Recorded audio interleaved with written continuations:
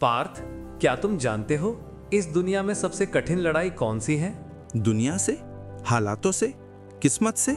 नहीं पार्थ, सबसे कठिन लड़ाई इंसान अपनी ही आदतों से लड़ता है। दुनिया से जीतने वाले बहुत हैं, पर जो खुद से जीत जाए वही सच में विजेता है। आज मैं तुम्हें वो सत्य बताऊंगा जो हर इंसान महसूस करता है, पर कोई बोलने की हिम्मत नहीं करता, कि हम हारते किसी और से नहीं, हम हारते हैं खुद से। और आज हम इसी पर बात करेंगे। कृष्णा, मैं हर रात डिसिप्लिन रहने का वादा करता हूँ, सुबह जल्दी उठने का, पढ़ाई पर ध्यान देने का, फोन दूर रखने का, अपने गोल्स पर काम करने का, पर फिर अगला ही दिन वही होता है, नींद भारी, फोन की आदत, मूड खराब, और मैं खुद से हार जाता हूँ। मुझे लगता है मैं कमजोर हूँ, मैं अपनी ही वादों पर नहीं टिक पाता। पार्थ, कमजोर तुम नहीं, कमजोर तुम्हारा अनुशासन का मसल है। मन एक बंदर की तरह है, एक पल में उछलता है, अगले ही पल डरता है। और जो इंसान अपने मन को बिना ट्रेनिंग के छोड़ दे, वो कभी जीत नहीं सकता। गीता में कहा है, मन ही मनुष्य का मित्र भी है और मन ही उसका शत्रु भी। और पार्थ, तुम्हारा मन अभी तुम्हारा शत्रु बना हुआ है, पर अच्छी खबर यह है, उसे मित्र बनाना कठिन नहीं है, बस सही ट्रेनिंग चाहिए। कृष्णा, मैं क्यों खुद से हार जाता हूँ? क्योंकि तुम्हारे अंदर दो पार्थ हैं, एक आंतरिक योद्धा, दूसरा आंतरिक दास, जो उठना चाहता है, जो मेहनत करना चाहता है, जो जीवन में ऊंचा उठना चाहता है, जो परिवर्तन चाहता है, जिसे आराम चाहिए, जिसे आसान रास्ता चाहिए, जो कठिनाई से डरता है, जो थोड़े सुख के लिए भविष्य बेच देता है। पार्थ, तुम्हारी लड़ाई किसी और से नहीं, इन दोनों पार्थों के बीच चल रही है, और अब तक तुम दास को जीतने दे रहे थे। कृष्ण आधुनिक मनोविज्ञान समझाते हैं। कृष्ण कहते हैं, डिसिप्लिन एक भावना नहीं है, ये एक न्यूरल पाथवे है।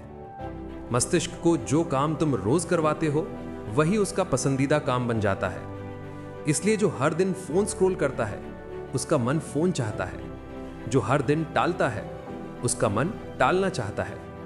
मन आदतों का गुलाम है पार्थ, पर अगर तुम उसे सही दिशा में मोड़ दो, वही मन तुम्हारा सबसे बड़ा बल बन जाता है। कृष्ण कहते हैं, गीता का एक श्लोक है, उद्धरेद आत्मनात्मनम, जिसका अर्थ है मनुष्य को अपने आप को उठाना चाहिए। कोई दूसरा तुम्हें बचाने नहीं आएगा, ना मोटिवेशन, ना मूड, ना सही समय, न कोई गुरु, न कोई दोस्त। केवल तुम्हारा संकल्प ही तुम्हें उठाएगा।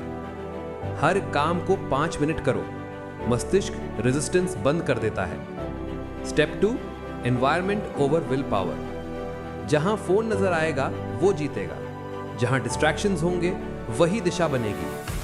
Phone in another room equals to 40% extra discipline. Step 3, identity change.